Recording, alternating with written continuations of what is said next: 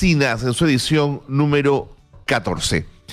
Otra pregunta que les propongo esta mañana, tarde ya, 12:07, es preguntarnos un poco por innovación y tecnología como los elementos claves de la educación del Bicentenario. Se habla mucho de innovación, pero ¿innovación para qué? ¿Innovar para ir hacia dónde? ¿Innovar para crear? ¿Innovar para producir? ¿Innovar para insertarnos en el mercado? ¿Innovar para ser más felices? ¿Innovar para qué? Bueno, les propongo un debate interesantísimo con nuestros invitados que se los presento a continuación. Nos acompaña el señor Jaime Montes García, presidente del Consejo de Administración de FONDEP. Señor Montes, ¿cómo está? Bienvenido. Un gusto conversar con usted. Muy buenas tardes. Muy buenas tardes, un gusto también para nosotros como FONDEP estar presente en este importante programa. Encantadísimo, profesor. También está con nosotros Fidel González Quincho, consultor en educación y gobierno digital. Señor González, ¿cómo está? Gracias por acompañarnos. Muy buenas tardes. Muy buenas tardes, estimado Carlos Cornejo, muchísimas gracias por participar en este interesante programa Escuela Abierta, que promueve la derrama magisterial. Y acá también saludos a los invitados, como el doctor Montoya. Un gusto, doctor Montoya. Encantadísimo, señor González Quincho, de tenerlo con nosotros. Y también está Modesto Montoya, científico promotor de ciencia y tecnología, un terco, pero así de años, intentando pelear porque la ciencia y la tecnología ocupen espacios más importantes en la educación peruana. ¿Cómo está, don Modesto? Bienvenido. Muy bien, querido Carlos. Gracias por la invitación. Encantadísimo de tenerlos aquí. Les planteo la pregunta, quizás conversamos con el profesor Jaime Montes, comenzamos con él, pero la pregunta es para los tres. ¿Innovar para qué, profesor? Bueno, en primer lugar, creo innovar para cerrar las brechas, para hacer un país más justo, para acercar a la zona rural al desarrollo, mirar como la realidad como una oportunidad. La innovación tiene que enfocarse en la reserva de la humanidad, que son los Andes, las cordilleras, los ríos y el mar. Pero para eso necesitamos formar innovadores, escuelas innovadoras, necesitamos tecnología. Innovar, sobre todo, creo, para tener un país más justo y equitativo. Creo que es la esencia de la innovación, solucionar problemas, pero los problemas sociales que nos dividen son los primeros problemas que debemos saber solucionar. Y para eso necesitamos ir más allá de lo formal, es recrear, inventar, utilizar procesos más eficientes, más eficaces, y desde la educación nuestro rol es formar personas competentes que no tengan miedo a innovar, que sobre todo lo hagan con pasión, claro, con amor al país, básicamente.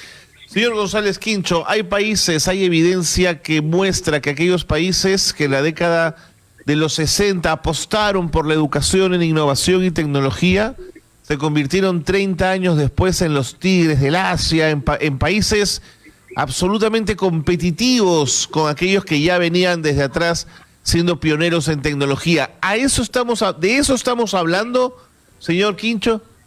González Quincho.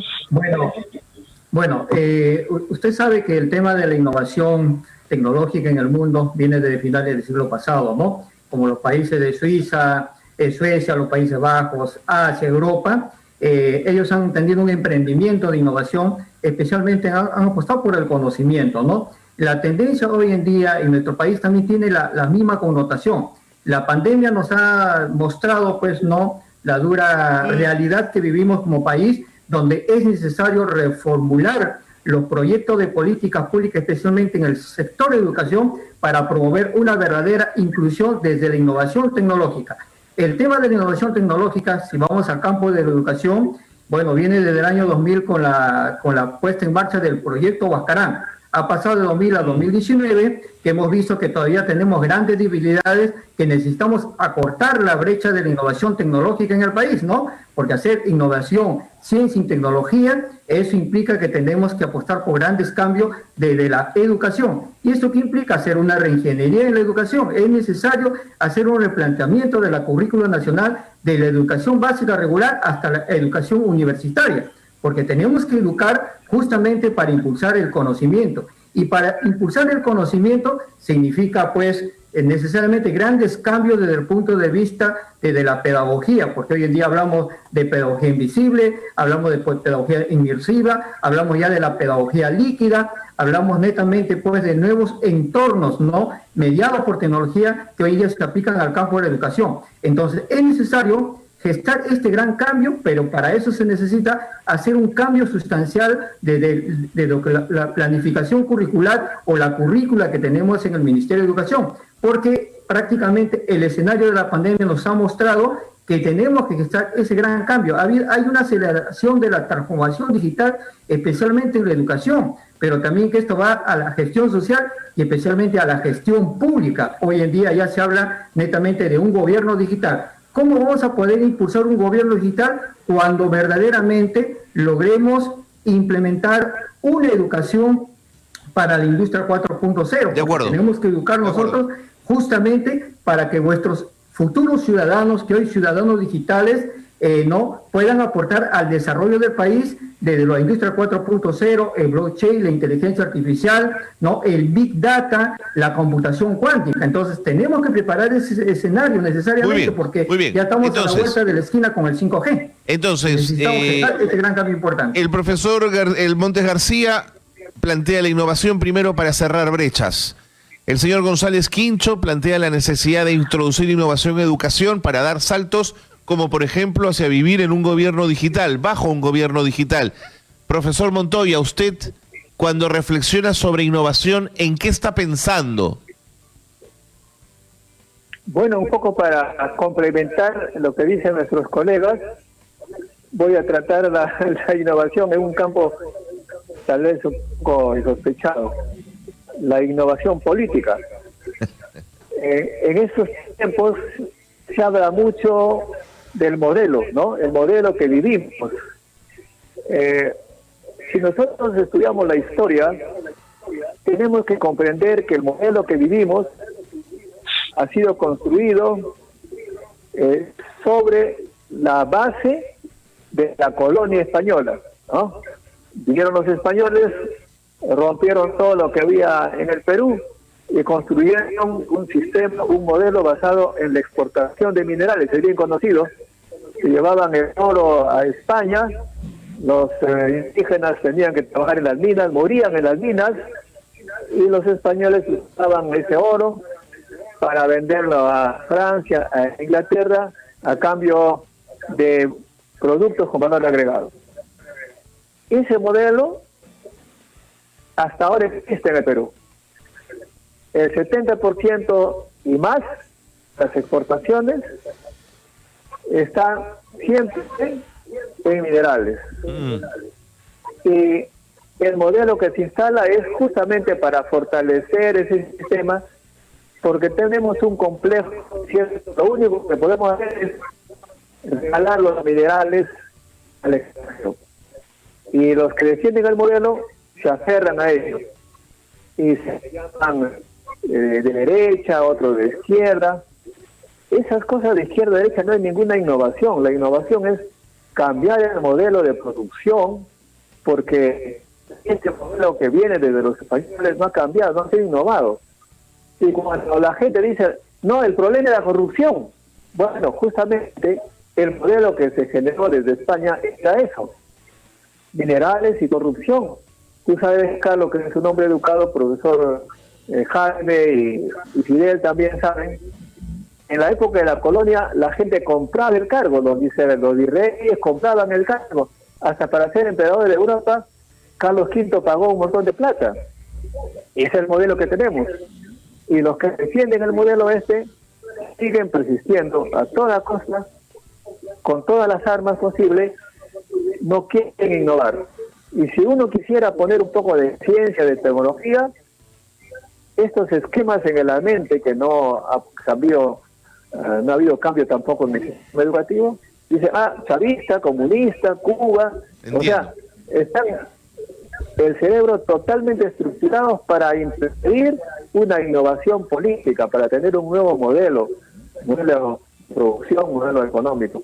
Porque todos sabemos que el producto de modelo es lo que se ve. El modelo ha generado corrupción, la corrupción genera modelo corruptivo, etcétera, etcétera. De modo que, Carlos, amigos, tenemos que innovar y para eso nosotros hemos creado un partido que se llama Partido de la Ciencia. Ustedes ingresan a partidodelaCiencia.pe e ingresen al partido que va a innovar. De acuerdo, realmente don Modesto, vamos a hablar de ello, seguramente me tengo que ir a la pausa, pero dejo planteado la discusión.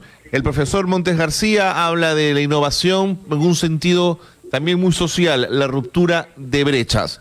El señor González Quincho habla de la innovación en un sentido que puede apuntar a un cambio en la forma de vivir, en la forma de gobernarnos a partir de un gobierno digital. Y don Modesto Montoya dice, no, la innovación es más mental.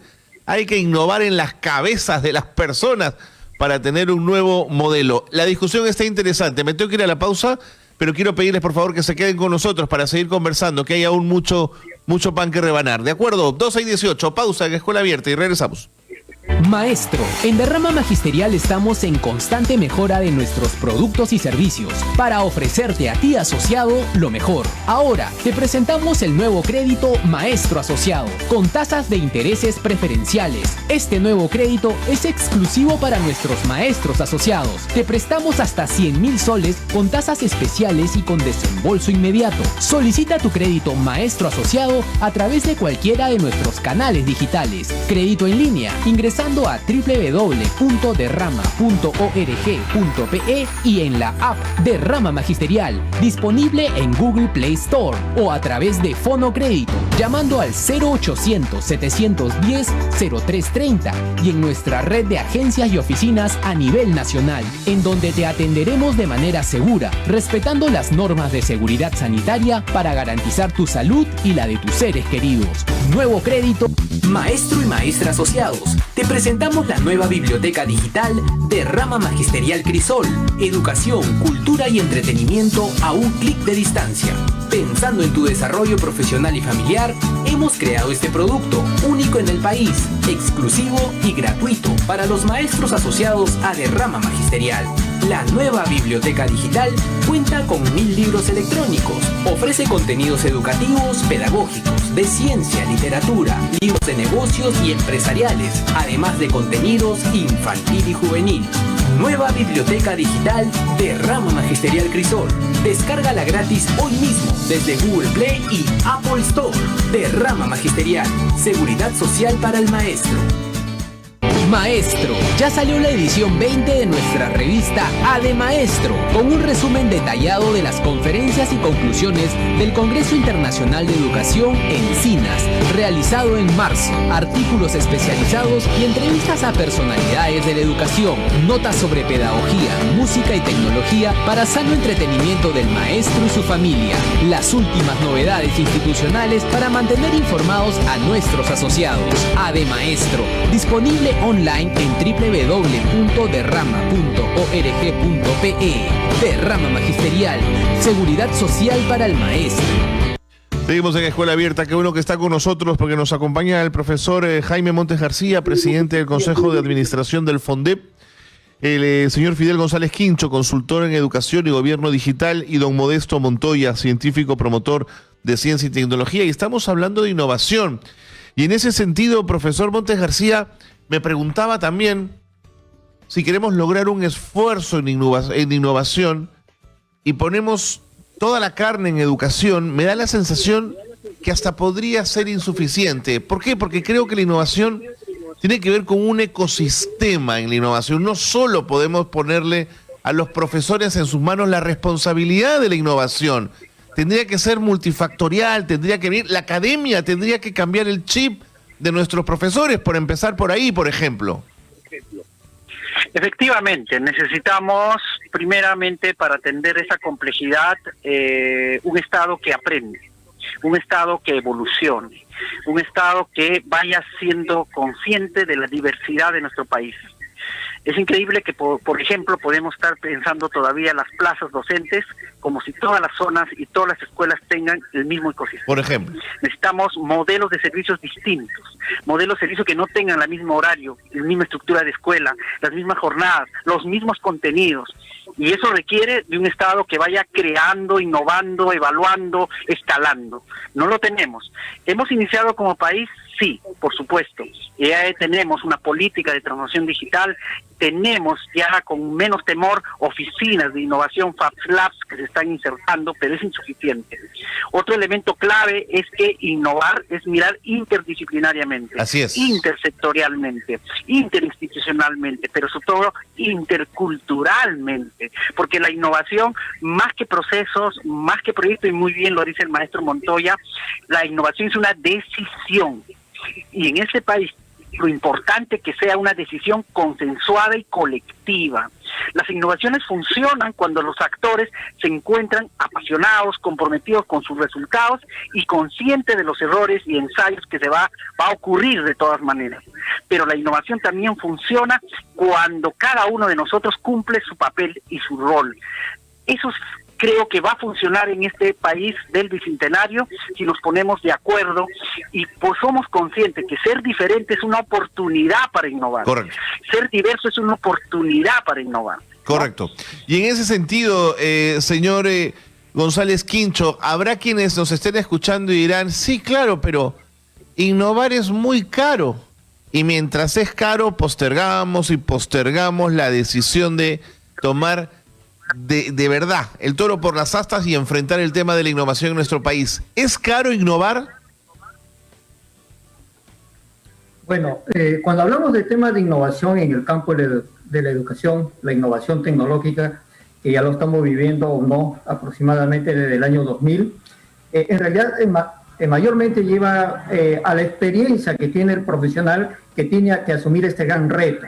Como estoy viendo en pantalla, hace un momento he visto, ese proyecto de innovación de la inclusión de la tecnología en el aula viene desde el año 2000-2014 que lo estoy poniendo pues a disposición y estoy experimentando con la tecnología, dejando de lado los paradigmas tradicionales que por lo general vivimos todos los maestros, ¿no? Y la pandemia nos los ha demostrado.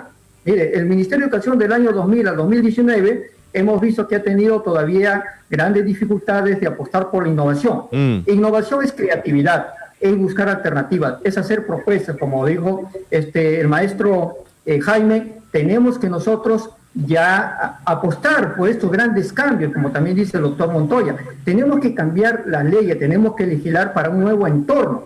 Entonces, la innovación prácticamente simplemente hay que tomar decisiones desde política pública del Estado, del sector de educación. Totalmente. Y si queremos realmente impulsar la verdadera transformación cultural y social del país, tenemos que hacerlo a través de una educación, pero una educación mediada por la tecnología. El tema de la tecnología de la información y la comunicación, la internet, las herramientas digitales, ¿no? Las herramientas tecnológicas no viene con la pandemia, viene desde finales del siglo pasado. Entonces ya estamos viviendo una gran ciudadanía digital, una sociedad digital y tenemos ciudadanos digitales. Por lo tanto, se exige que en nuestro país empecemos a educar en cultura digital, en alfabetización digital, porque necesitamos una verdadera inclusión de la educación desde la innovación tecnológica. De acuerdo. Con la experiencia que vengo teniendo de muchos años, aproximadamente 30 años, en la cual he hecho muchas propuestas educativas, pero es necesario que la innovación en el país es importante, pero todo empieza con el gran cambio del maestro. Correcto. El maestro es la primera persona que tiene que adaptarse a estos grandes campos, tiene que aprender, desaprender para aprender en nuevos entornos digitales donde hoy nos estamos, digamos, moviendo todos los ciudadanos. Hasta ahora estoy más o menos pensando de que todavía estamos pensando que vamos a regresar a la presencialidad. Claro que sí, pero vamos a regresar en una normalidad. Esto que implica ya que tenemos nosotros ya prácticamente la educación híbrida, donde el maestro va a tener que aprender a convivir, ¿no?, con la tecnología, pero como vuelvo a repetir, la tecnología no viene de esta innovación de la tecnología en el campo de la educación, desde la transformación digital que se ha acelerado, pero todavía no se entiende que tenemos que educar a una sociedad. Queda claro. A una sociedad, queda claro el punto. Paradigma. Queda claro el punto, señor González Quincho, señor Modesto Montoya. Fíjese que los dos verbos que más he escuchado en esta conversación son tenemos que, debemos que, hay que ir hacia, no sé, pero la pregunta es, ¿y por qué no lo hacemos? Si el diagnóstico es tan claro. Bueno, Muy buena pregunta, muy buena observación, estimado Carlos. Tú siempre... nosotros, los científicos que regresamos del extranjero en los años 80, nos dimos cuenta que el Estado no le interesaba la ciencia era ninguneada. ¿Te acuerdas? Me hacías algunas entrevistas en esa época. Claro. Y tú has dicho, soy terco, persistente. Pero no solamente éramos terco, persistentes diciendo qué hay que hacer, sino que hacíamos. Justamente he escogido el fondo para que ustedes ven, hay dos niños, acá, son niños de los años 90, que dijimos, esos chicos tienen que entrar en la modernidad.